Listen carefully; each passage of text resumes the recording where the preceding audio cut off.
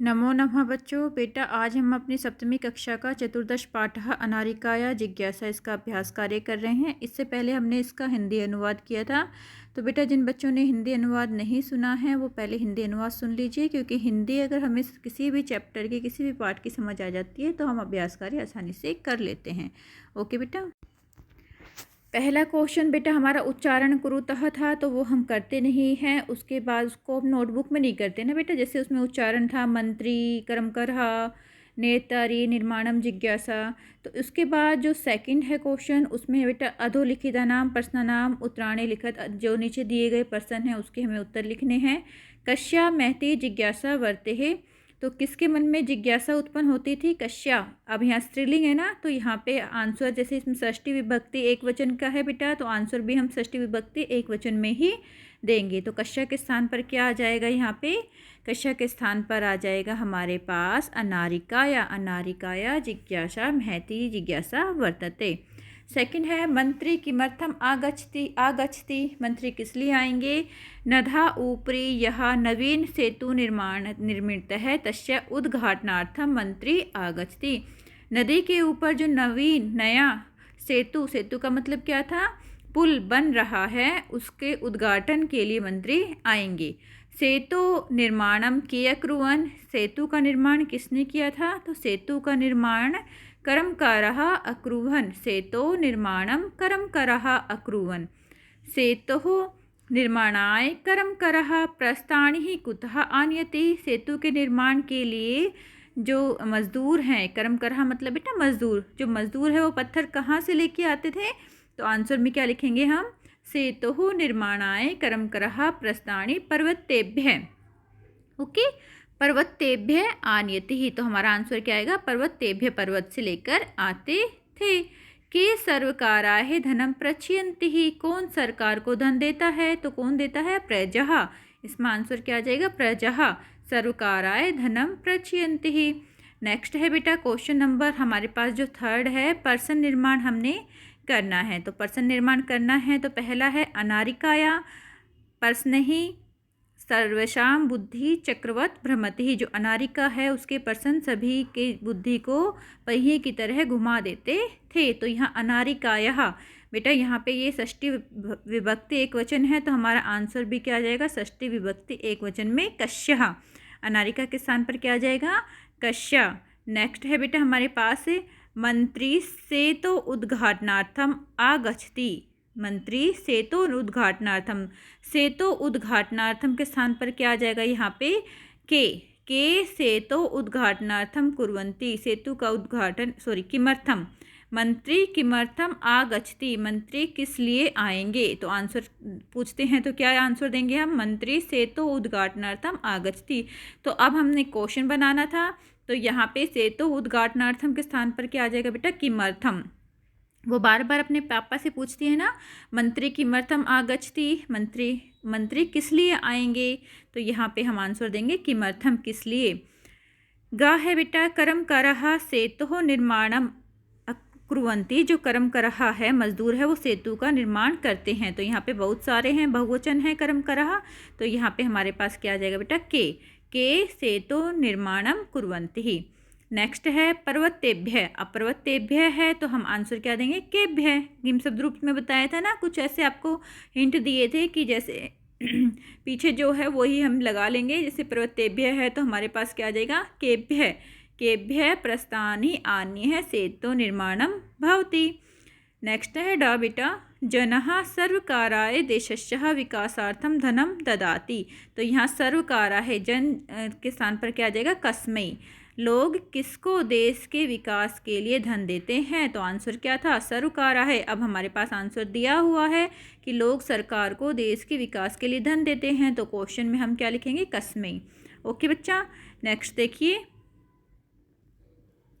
Next है हमारे पास question number fourth. इसमें बेटा हमारे पास विभक्ति दी गई है, वचन है एक वचन, द्विवचन और बहुवचन। इसको हमने कंप्लीट करना है। जैसे हमारे पास दिया गया है, जो हमारे पास शब्द है वो है पितृ। ठीक है, पितृ का कैसे बना? पिता, पितरौ, पितरः। एक वचन में पिता, द्विवचन में पितरौ और बहुवचन में पितरः। ऐसे ही हमें भ्रातृ का बनाना है, तो भ्रातृ का क्या बनेगा? भ्रात्रा, भ्रातरौ, भ्रात्रः। दात्रिका, दाता द्वितीय विभक्ति में दातारम, दातारहु, दात्रिन, तो हमें ऐसे ही धात्रिका बनाना है। धात्रिका क्या बना जाएगा? धातारम, ठीक है, धात्रौ, धात्रिन। ओके बच्चा, तो ऐसे हम इसको ये कर लेंगे सभी को। देखिए, पिता, पितरहु, पितरः, भ्रात्रा, भ्रात्रौ, भ्रात्रः। द्वितीय विभक्ति में दातारम, दातारौ, दात्रिन, धातारम, धात्रहु, धात्रिन। ऐसे ही तृतीय विभक्ति में हमारे पास है धात्री, तो उसका बनेगा धात्रा, धात्रीभ्याम, धात्रीभिः। और हमारे पास कर्त्री है, तो कर्त्री का क्या बनेगा हमारे पास? कर्त्रा, कर्तृभ्याम, कृतिभिः। चतुर्थी विभक्ति में नेत्रे, नेत्रेभ्याम, नेत्रे। अब हमारे पास चतुर्थी विभक्ति में विधात्री लिखा हुआ है, तो विधात्रे, विधात्रेभ्याम, विधात्रिभ्यः। ओके, पंचमी विभक्ति में बेटा कर्तृ है, कुरुतुः, कुरुतृभ्याम, कर्तृभ्यः। तो ह्री का क्या बन जाएगा? हर्त्रिकः, हर्तृः, हर्तृभ्याम, हर्तृभ्यः। ऐसे ही पितृ का षष्ठी विभक्ति में क्या बनेगा? पितुः, पितरहु, पितॄणाम, ठीक है बच्चा। और भ्रातृ का क्या बन जाएगा? भ्रातृ, भ्रात्रो, भ्रातॄणाम। सवित्री का क्या बनेगा? सवितरिः, सप्तमी विभक्ति में सवितरिः, सवितुः, सवितृषु। तो ऐसे ही अभिनेत्री का हम क्या बनाएंगे? अभिनेत्रिः, अभिनेत्रः, अभिनेत्रेषु। तो एक एक हमें बेटा एग्जाम्पल दिया गया है, दूसरा हमें उसी की तरह बनाना है। जामात्री, हे जामातः, हे जामतरहु, हे जामात्रः।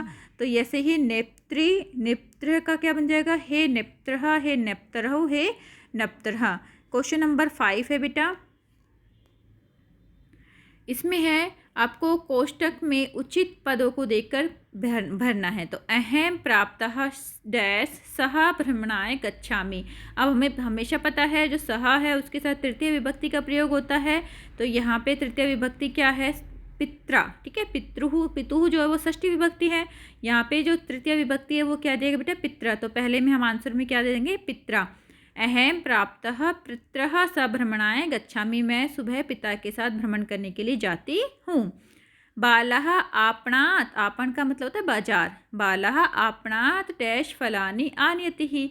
तो यहाँ पे बेटा ये आपणात् कौन सी विभक्ति है? पंचमी विभक्ति है, तो हमारे पास पंचमी विभक्ति क्या बनेगी? भ्रात्रे। और भ्रातृ षष्ठी विभक्ति होगी तो हमें पंचमी लगानी है, तो पंचमी क्या बन जाएगी? भ्रात्रे।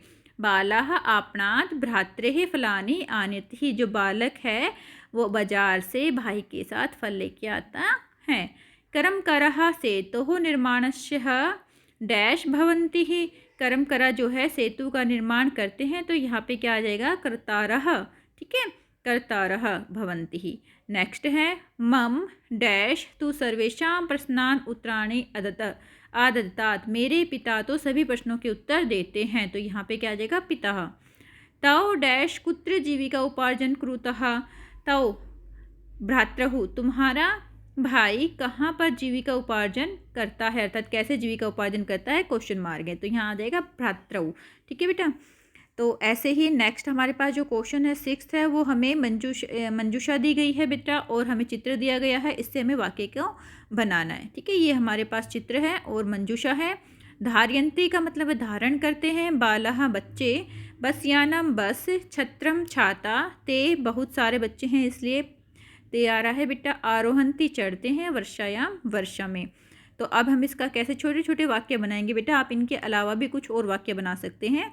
तो हमने क्या वाक्य बनाया है? बाला छत्रम धारयन्ति, जो बालक है वो छत्ता को धारण करते हैं। बालः वर्षायाम छत्रम धारयन्ति, बालक वर्षा में छत्र को धारण करते हैं। बालः वर्षायाम बसयानम आरोहन्ति, बालक वर्षा में बस में चढ़ते हैं। ते बसयानम आरोहन्ति, वे बस में चढ़ते हैं। तो हमने देखो सब में कॉमन लिया है, ठीक है। अब बस थोड़ा थोड़ा इसमें चेंज करके इसको बिल्कुल छोटे छोटे सेंटेंस में बना लिया है। आप भी ऐसे छोटे छोटे सेंटेंस में बना लीजिए। ओके बच्चा। नेक्स्ट है अधोलिखितानि पदानि आधृत्य है वाक्यानि रच्यत। हमें जो नीचे दिए गए पद हैं उनको देखकर वाक्य की रचना करनी है। जैसे प्रश्नः, प्रश्नः से वाक्य की क्या रचना करेंगे? बालकस्य मनसि बहवः प्रश्नः सन्ति, बालक के मन में बहुत सारे प्रश्न होते हैं। नवीनः, नवीनः का मतलब होता है नया। अयम नवीनः सेतु अस्ति, यह नया सेतु है, बांध है, पुल है। प्राप्तः, सा प्राप्तः उद्यानं गच्छति, वह प्राप्त उद्यान जाती है। आगच्छति, आगच्छति का मतलब था आना। मम भगिनी विद्यालयात् आगच्छति, मेरी बहन विद्यालय से आती है। प्रश्नः खुश, छात्रः प्रश्नः अस्ति, छात्र खुश हैं। तो ये बेटा हमारा अनारिका जो जिज्ञासा है उसके हमने क्वेश्चन आंसर कर लिए हैं। आपको कोई भी डाउट हो तो आप मुझसे पूछ सकते हो। ओके बेटा, take care, God bless you बच्चा।